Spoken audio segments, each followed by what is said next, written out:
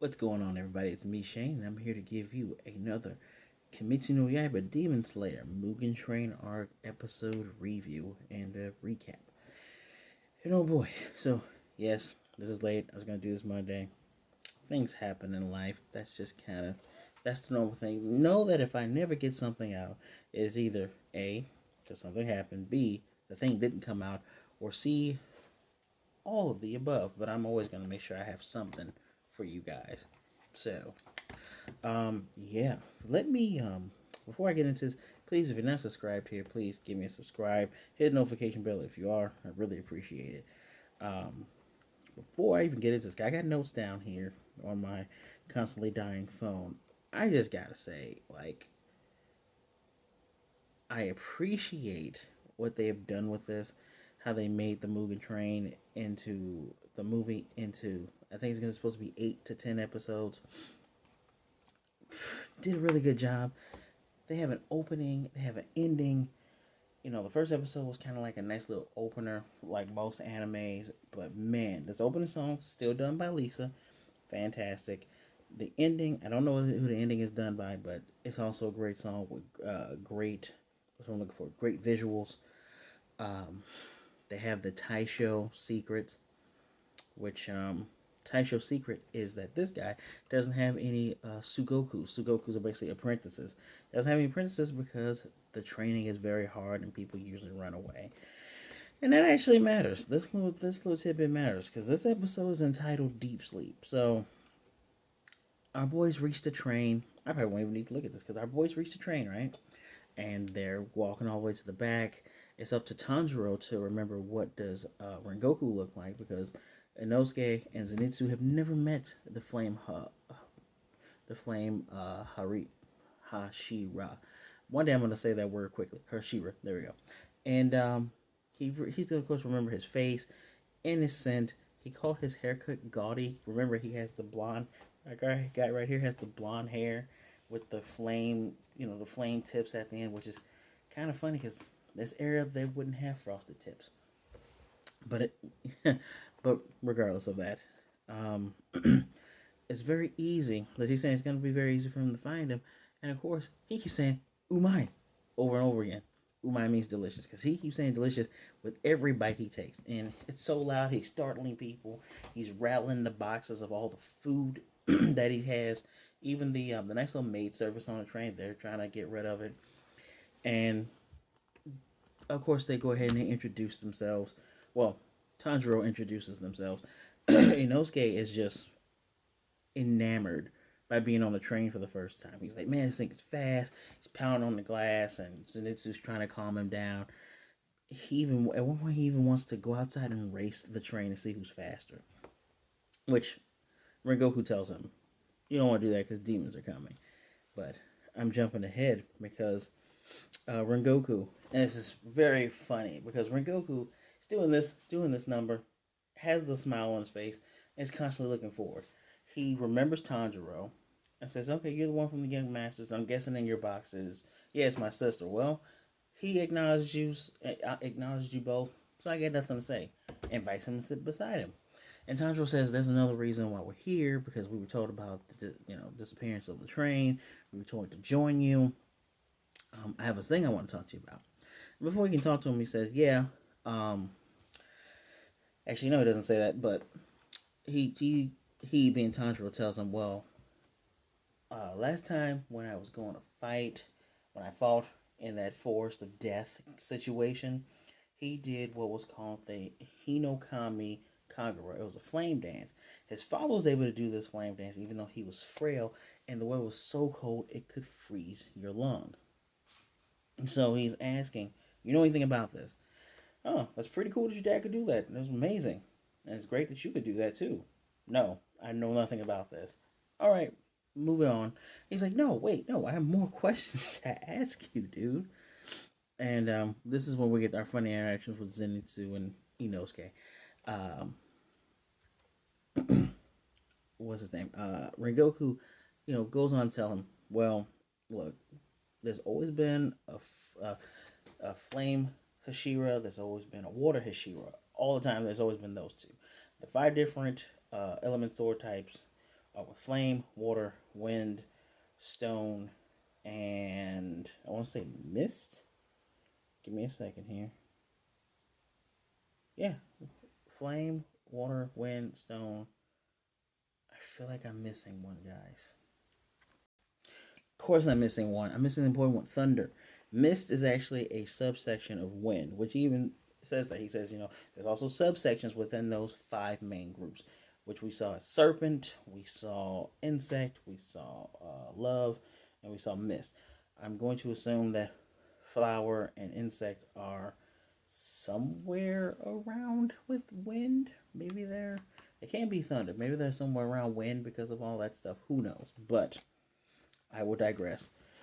Um, he calls he calls Tanjiro the wrong name. He calls him the wrong last name. His last name is Komodo.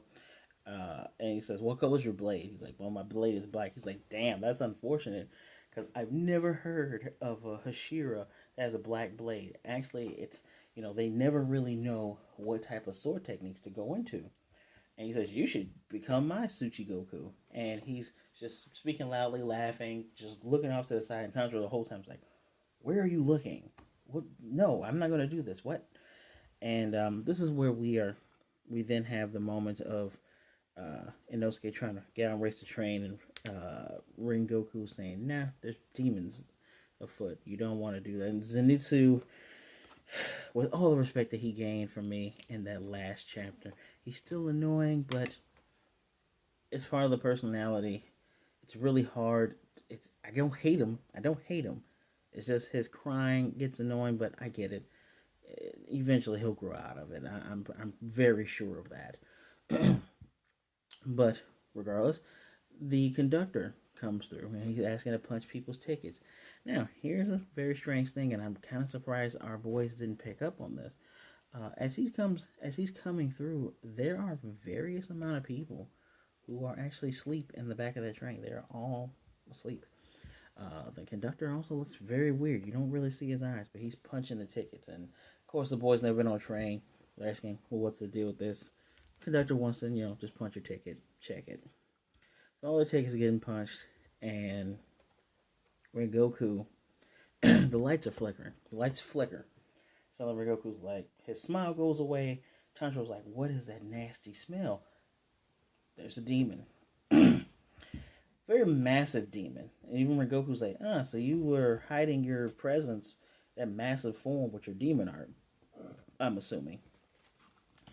And the fight ensues, but he does the first flame form, unknowing flame, beheads this thing instantly. Um, people, not people are running, but the passengers look concerned. The conductor is still looking very off. They rush to the front because Rengoku says, "We're not done yet." So they're rushing off. And then suddenly lights flicker again. Those people are gone, including the conductor. They move to the front. People are screaming. They're running. There's one guy with this massive demon that has long arms that's over him. Zenitsu is freaking the freak out. And in those cases, like, "I'll go kill it." Tanjiro tells him, "Hey, we gotta focus on the guy. Well, if I kill him, don't worry about it." The demon does some weird stuff. It looks like he has like two tendrils coming out of his chest.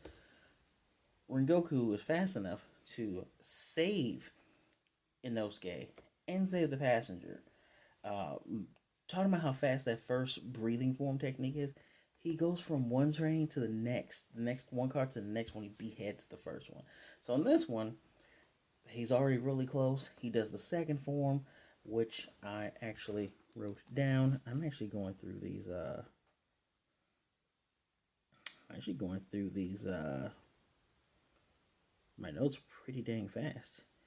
I can't remember what. I think it's called Flame Wheel. Yeah, I'm pretty sure it's called Flame Wheel. I was too enraptured to even write down the name of the second one. Oh no, my bad. It's called Rising Scorching Sky.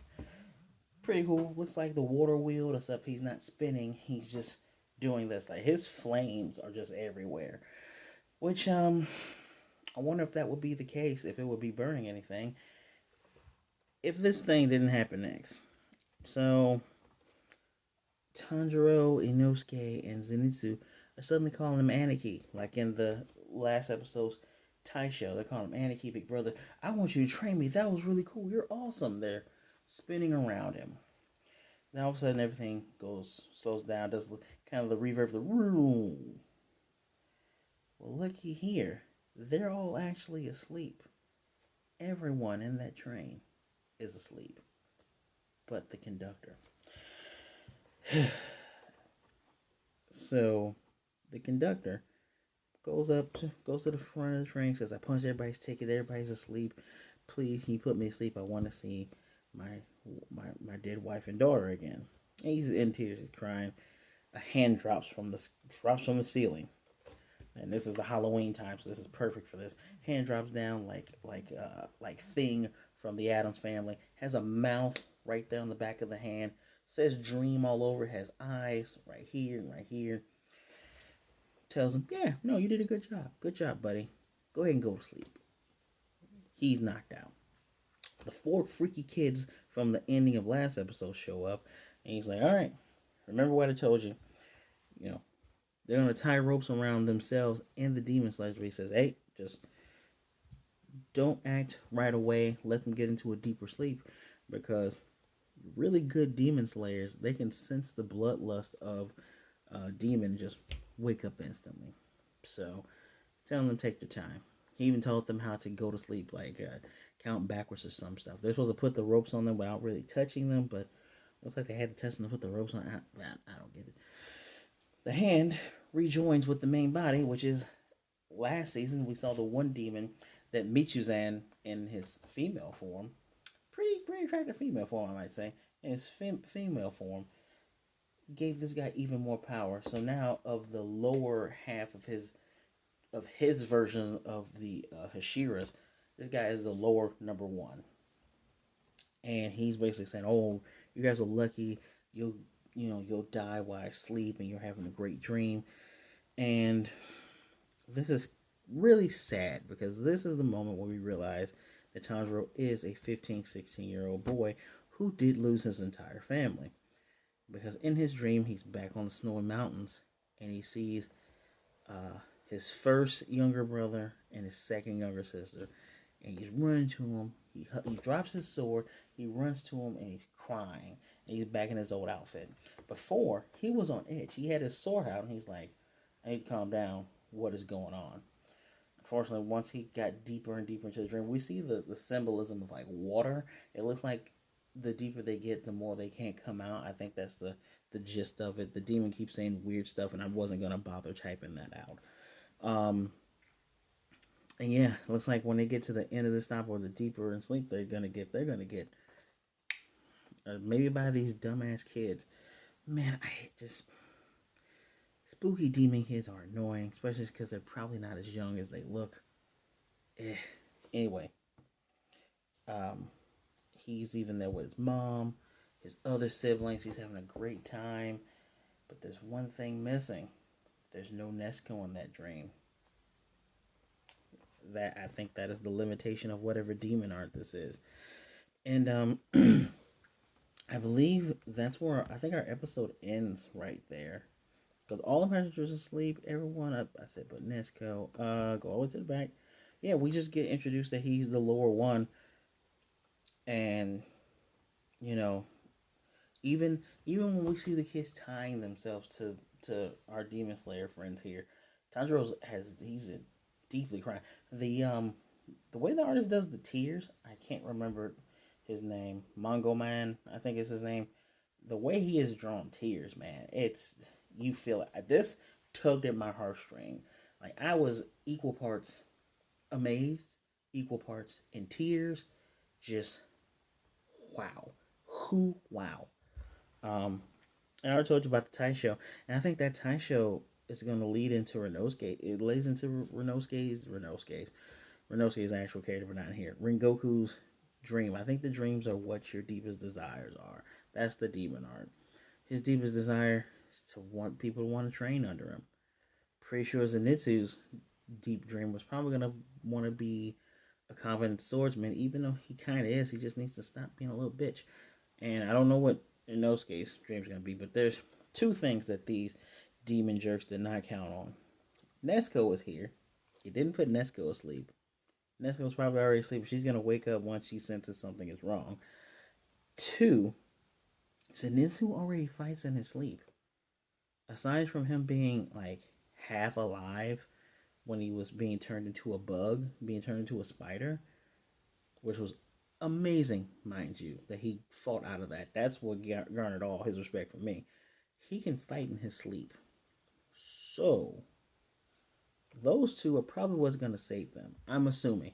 Again, I haven't saw the movie, and I'm actually glad I didn't see the movie. I like being in suspense for these next episodes because, man, you get some heavy hints of what might happen thanks to the intro of this. So, um, I don't even know what to say. I can't. It's really hard to rate shows like this and Musho Tensei because these are really, really damn good shows. Nothing is wasted. The funny parts are funny when they need to be. The seriousness is serious when it needs to be. I'm probably going to regurgitate this over and over again. But yeah, this is my analysis of this episode. This is a really good screen cap. I hope I have this as the thumbnail. If you made it this far, in the comments, I want you to tell me which of the five main sword schools would you like to train under? You know, fire, water, thunder, wind, stone. Which one? Personally, I've always liked water because water can probably splinter off into ice and stuff like that. I'd probably do like water, ice type of thing. If not, I'd do thunder. I like storms, guys. I like storms. So anyway, that's my review. Let me know what you thought in the comment section down below. Please give me a like if you liked the video. Give me a like if you stayed this long. I appreciate those likes. Those likes do matter. And like always, if you're new here, give me a subscribe. Hit the little subscribe button right there. If you're not new here and you're already subscribed, hit the notification bell. Get notified of more videos like this. I am on the Mugen Train now, and we're gonna follow this all the way to the end of the station. Please, as always, share the video so others can see what a great time we're having. As always, guys, I deeply appreciate you all for spending some of your time to listen to me. I love episodes like this. I just love an episode that's you gotta watch this.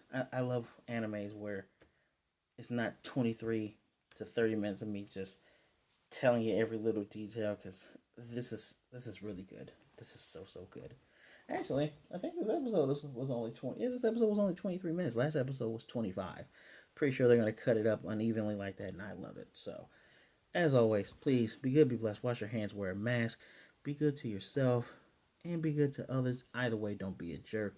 There's always someone there to listen to you, and as always, I'm definitely gonna see you next time.